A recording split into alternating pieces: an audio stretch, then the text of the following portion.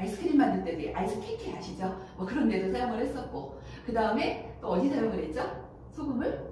예, 또 어디 사용을 했었죠? 또 그런 데로 주로 사용을 했었습니다. 자, 뭐죠?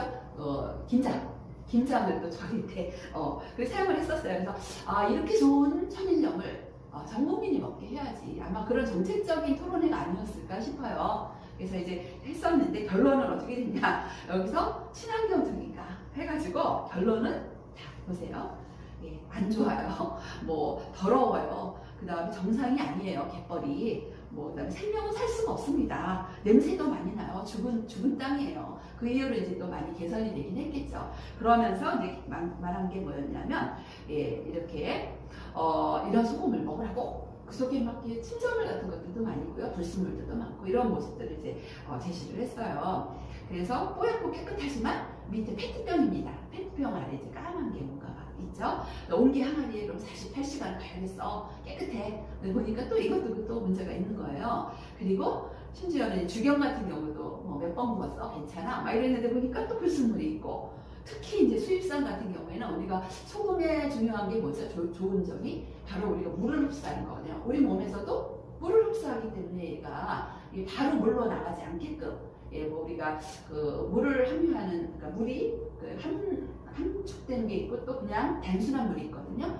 그래서 그런 역할을 하기 때문에 이제 소금이 좋은 역할을 하는 거예요. 그래서 그거를 갖다 방지하기 위해서 뭉쳐가지고 물이 뭉쳐져가지고 소금이 단단해지는 걸 방지하기 위해서 고결 방지제라는 것을 이제 집어넣은 거죠. 그래서 그게 바로 또 우리 몸에 안 좋다라는 또 그런 기사들도 또 많이 나왔던 적이 있었어요. 이제 그런 것도 좀 참조를 하시고요. 두 번째로 미세는 떠나서 이제 다시 중금속에 대해서 한 번 더 말씀드리려고 해요.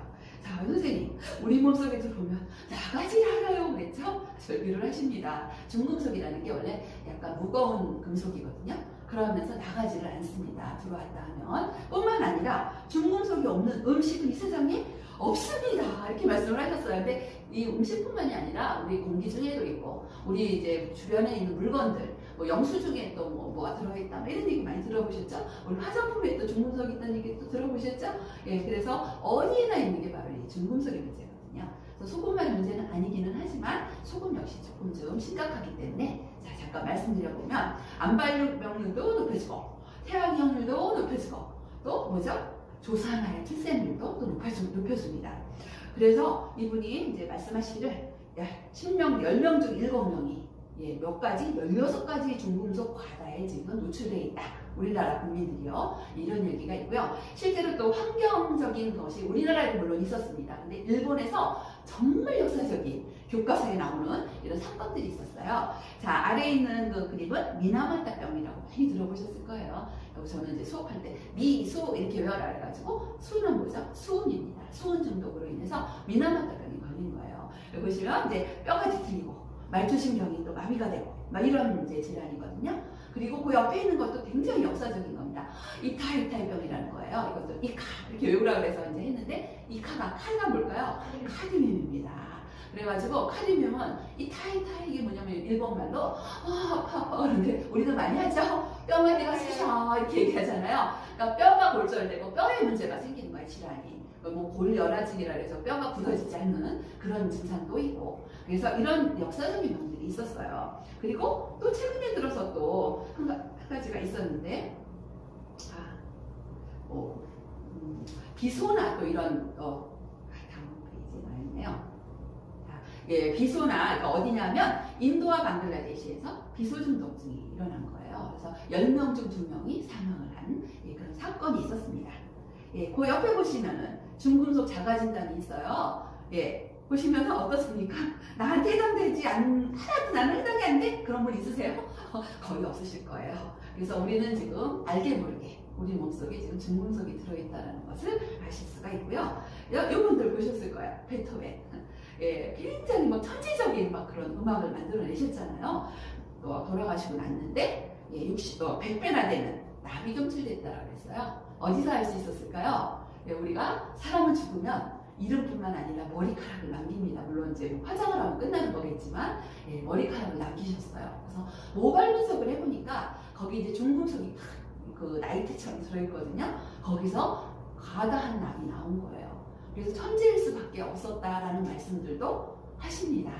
예, 그리고 그 옆에 보시면 나폴레옹이죠. 나폴레옹 역시도 보통 사람들보다 13배에 달하는 비소가 운출됐대요. 이분은 이제 자기가 내가 죽으면 내 머리카락을 사람들한테 나눠줘라. 그래서 머리카락을 더 많이 갖고 있으신가 봐요. 그래서 이제 제가 좋아하는 프로그램인데 서프라이즈. 거기 이제 나왔던 예, 그 내용입니다. 그리고 그 맨 아래쪽에 보시면 진시황. 진시황은 정말 천년만 년 살고 싶어서 별걸 다 찾아 헤매셨잖아요. 근데 수은 바다를 만드셨다고 그러더라고요. 구의 선진으로. 근데 그 수은으로 인해서 중독이 돼서 돌아가셨지 않았을까. 예, 라는 그런 이야기가 추측이 지금 있고요. 자, 중금속을 하면 어떤 유해성을 갖고 있는지. 예, 비소 중독. 아까 좀 말씀드렸었고요. 납 중독과 카드뮴. 이거는요, 비행 청소년이나 또는 뭔가 좀 삐뚤어지는 경우들, 예, 뭔가 문제를 일으키는, 사회적으로 문제를 일으키는 분, 또 특히 요새 막 자기 그 절제를 못하는 사람들 있잖아요. 그런 분들을 데려다가 모발 검사를 하면 틀림없이 납이나 카드뮴이 높을 것이다. 이런 얘기도 되게 많이 하세요. 사후에 또 이런 얘기 지금 말씀드리고요. 알루미늄은 좀 주의를 하셔야죠. 우리 양은 냄비 얘기하면서 우리 양은 냄비에다가 바글바글 끓이면서 거기다 돼지고기 넣고 김치찌개.